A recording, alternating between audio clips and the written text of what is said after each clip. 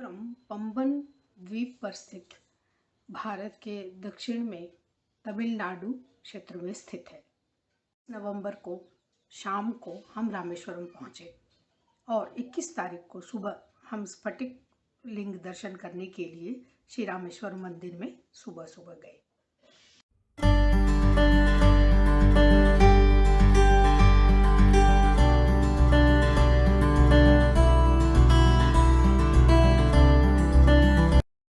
दर्शन कर लेने के बाद हम अग्नि तीर्थम यानी वहाँ पर जो समुद्र है उसमें स्नान करने के लिए गए और उसके बाद बहुत ही प्रचलित जो महत्वपूर्ण है यहाँ पर 24 कुंडों में स्नान, जिसमें से एक अग्नि तीर्थम भी है। इन कुंडों में स्नान करने के बाद मुख्य भगवान के दर्शन, ज्योतिर्लिंग के दर्शन होते हैं। यहाँ पर 24 कुंडों में स्नान करने का बहुत महत्व बताया गया है, जिसमें सबसे पहले अग्नि तीर्थ ये समुद्र में स्नान किया जाता है।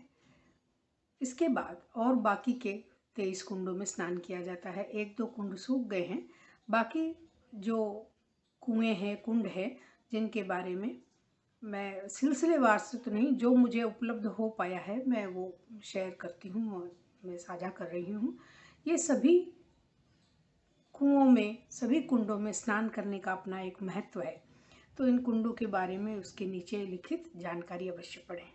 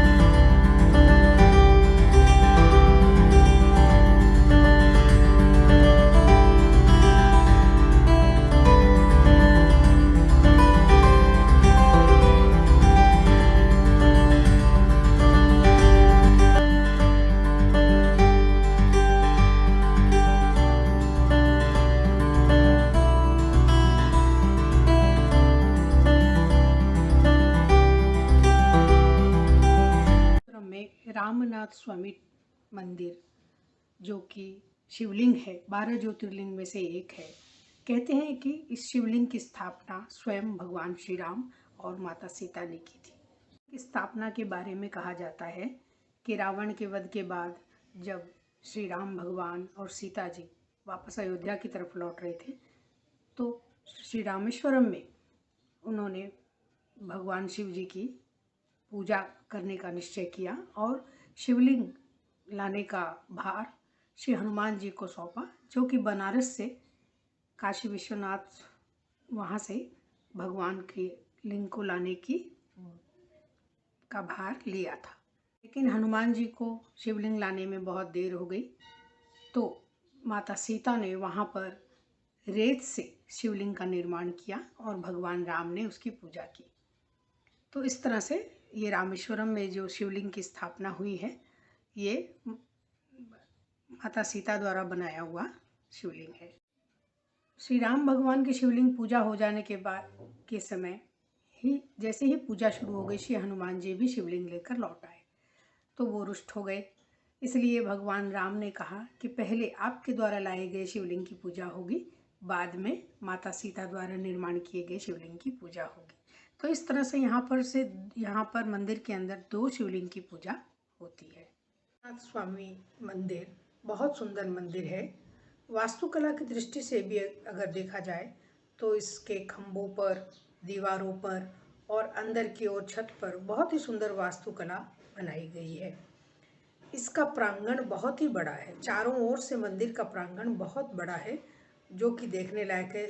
साधारणतया और मंदिरों में ऐसा नहीं है, लेकिन इस रामनाथ स्वामी मंदिर के अंदर बहुत ही सुंदर, ये एक ऐतिहासिक और धार्मिक दोनों दृष्टि से बहुत ही बड़ा और बहुत सुंदर मंदिर है।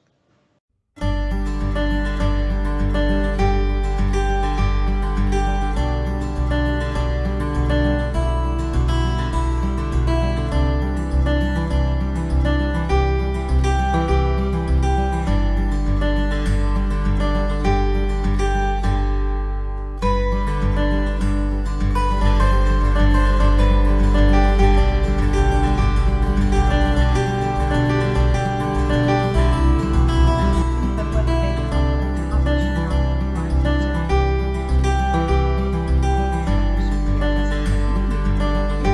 भगवान की थोड़ा ऊपर चढ़कर मंदिर है, करीब 1-2 फ्लोर का मंदिर है और बहुत सुंदर मंदिर है। यहाँ से जो रामेश्वरम का जो समुद्र है उसके दर्शन किए जा सकते हैं। राम सेतु को दूरबीन के द्वारा देखा जा सकता है, वहाँ पर गाइड होते हैं,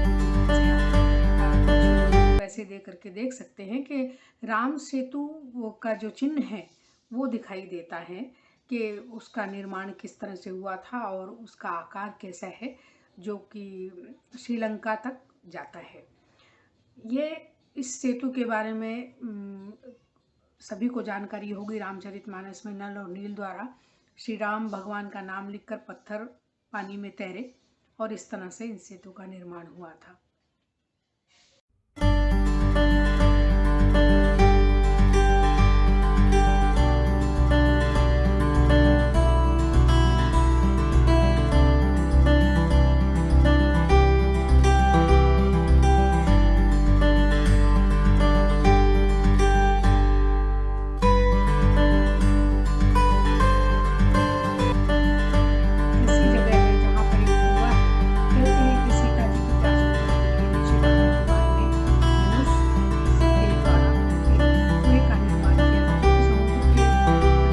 समुद्र के बीच में है, लेकिन उसमें मीठा पानी होता है।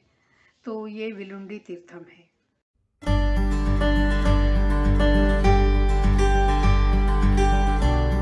बहुत ही प्रसिद्ध, बहुत ही सुंदर पंचमुखी हनुमान जी का मंदिर है, जहाँ पर श्री राम भगवान और श्री सीताराम भगवान की उपस्थिति अनुभव होती है। ये मंदिर बहुत ही अच्छा मंदिर, बहुत अच्छा अनुभव करने वाला मंदिर है। इसके साथ ही यहाँ पर पानी में तैरने वाले जो पत्थर है जिनसे सेतु निर्माण हुआ था, वो पत्थर भी यहाँ पर रखे हुए हैं।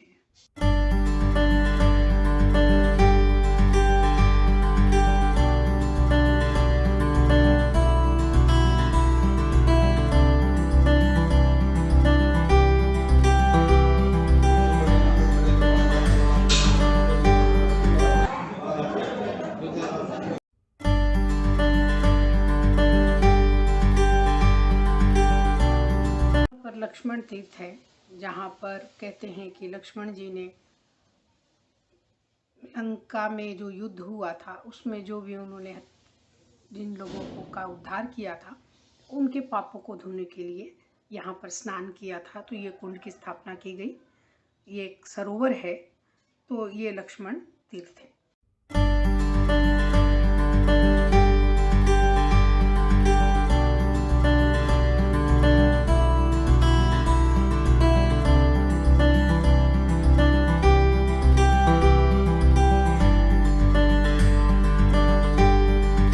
सीता तीर्थ और श्री राम तीर्थ भी है।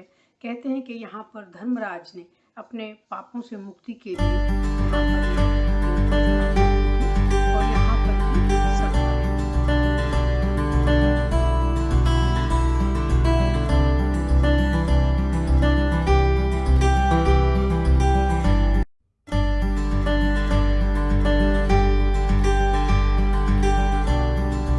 जटायु तीर्थम भी है।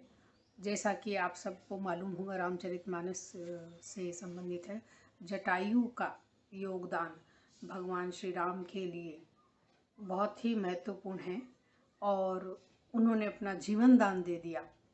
श्री सीता जी को बचाने के लिए उन्होंने बहुत प्रयत्न किया, लेकिन फिर भी वो अपने प्रयत्न में सफल नहीं हो पाए। लेकिन श्री राम भगवान की उन्होंने बहुत सहायता की और उनका योगदान रामचरितमानस में बहुत है। तो यहाँ पर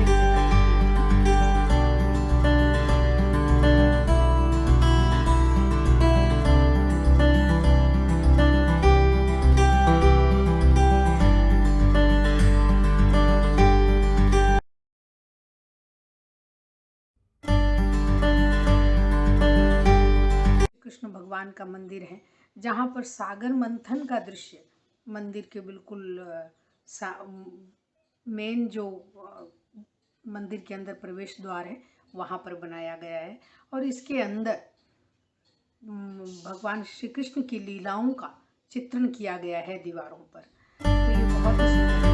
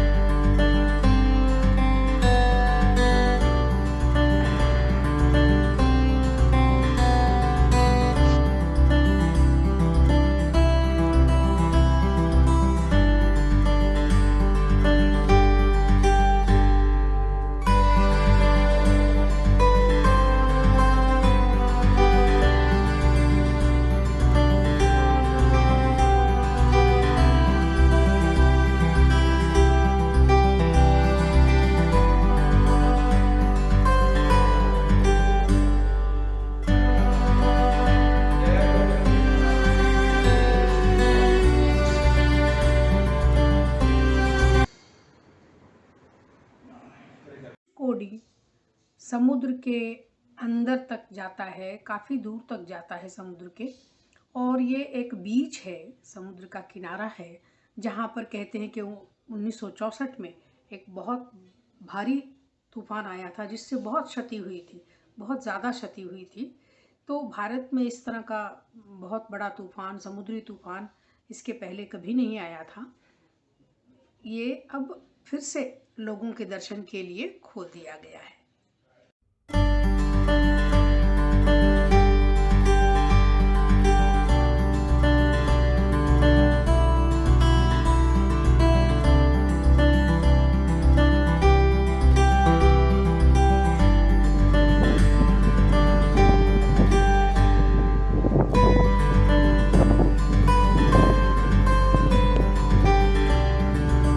वाटर कलर्स, ये इंडियन ओशन है एक तरफ और एक तरफ बंगाल की खाड़ी है।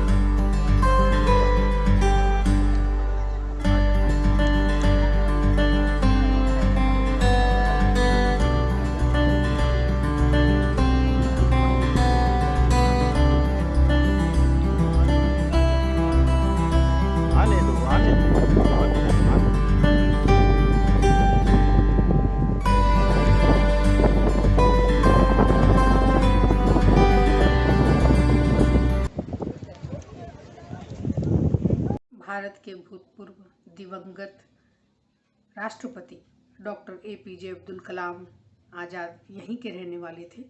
उनका घर है यहाँ पर, और उस घर को अब एक मेमोरियल बना दिया गया है, म्यूज़ियम बना दिया गया है। वो एक बहुत ही सीधे साधे सरल वैज्ञानिक भी थे और भारत के नागरिक। उन्होंने भारत के लिए बहुत अपना योगदान दिया है जिसको भुलाया नहीं जा सकता। तो ये एक मेमोरेबल स्थान है जो दर्शनीय है। ब्रिज एक रेलवे ब्रिज है जिससे रेल गुजरती है। रामेश्वरम जाने वाली ट्रेन बहुत ही लंबी है, रामेश्वरम तक की भी लंबी ट्रेन है। तो ये ट्रेन इस ब्रिज के ऊपर से गुजरती है। इस ब्रिज पर 143 पिलर्स हैं जो कि 220 फीट लंबे हैं और जिनका वजन करीब एक का 100 टन है। ये ब्रिज रामेश्वरम को जिस तरह से जोड़ती है, तो ये बहुत ही लोगों को अच्छा लगता है। समुद्र के ऊपर से ट्रेन जाती है, ये बहुत ही सुंदर दृश्य होता है।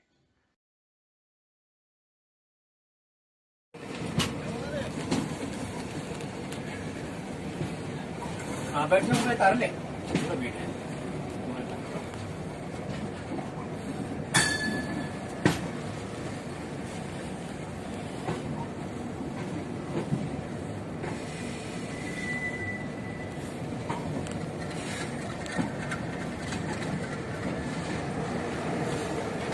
अभी खींचो खींच लो ना। हाँ ले रहा हूँ। लीजिए। उसका आ रहा है।